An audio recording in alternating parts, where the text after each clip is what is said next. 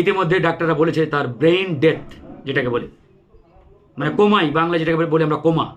উসমান হাদি, তাকে দেখে এইমাত্র ঢাকা মেডিকেল কলেজ হাসপাতাল থেকে আমরা আসলাম। গণ অধিকার পরিষদের আমরা অনেকেই দুপুর থেকে ঢাকা মেডিকেল কলেজ হাসপাতালে ছিলাম। আসলে উসমান হাদির বর্তমান যে অবস্থা, এটা আসলে একমাত্র আল্লাহ পাক ছাড়া বা আল্লাহর রহমত ছাড়া সেখান থেকে ফেরা একবারেই অসম্ভব, অনেকটাই বলা যায়।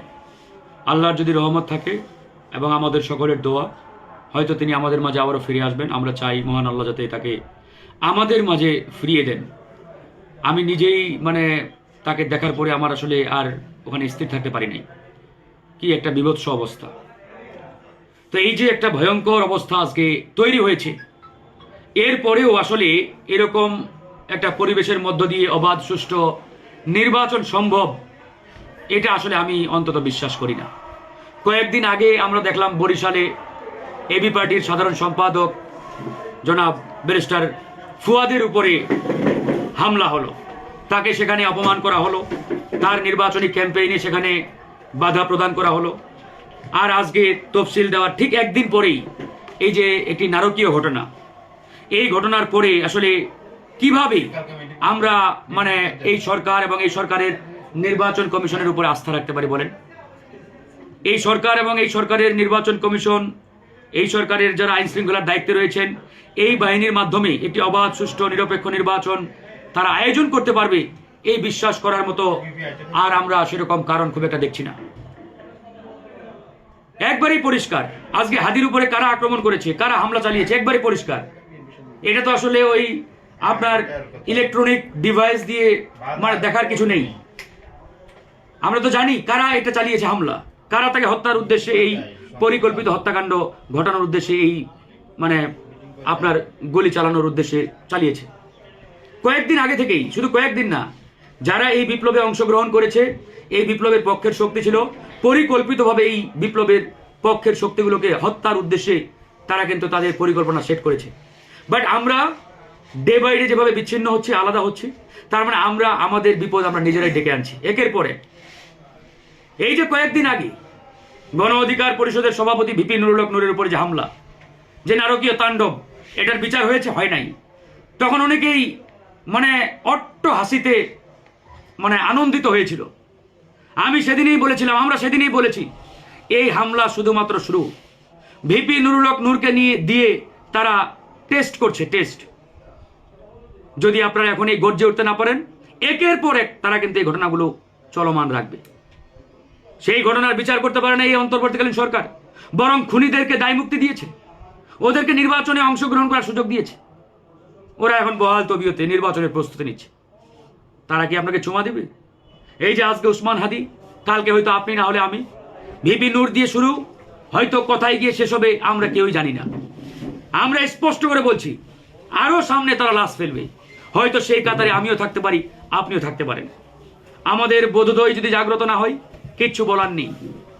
এই পতিত স্বৈরাচার সন্ত্রাসী খুনিদের সাথে হাত মিলিয়েছে যারা ইতিমধ্যে ক্ষমতার মোহে অন্ধ, তারাও হাত মিলিয়েছে। অনেকেই তো প্রকাশ্যে আওয়ামী লীগের ভোট পর্যন্ত নেওয়ার জন্য তাদের পক্ষে স্লোগান দিচ্ছেন। তারা আমাদের ভাই, তারা আমাদের বন্ধু। এলাকাতে স্থানীয়ভাবে সকল প্রকার শেল্টার, নিরাপত্তা এই রাজনৈতিক দলগুলো দিচ্ছে।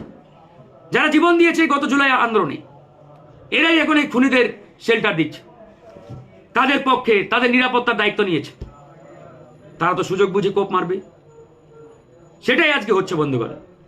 তাই আমি আসলে আপনাদের উদ্দেশ্যে একটা কথাই বলতে চাই, আমরা যদি না শুধরাই, আমরা যদি ঐক্যবদ্ধ না হই, আমরা যদি ঠিক না হই, তাহলে কিন্তু আসলে কারো রেহাই নেই।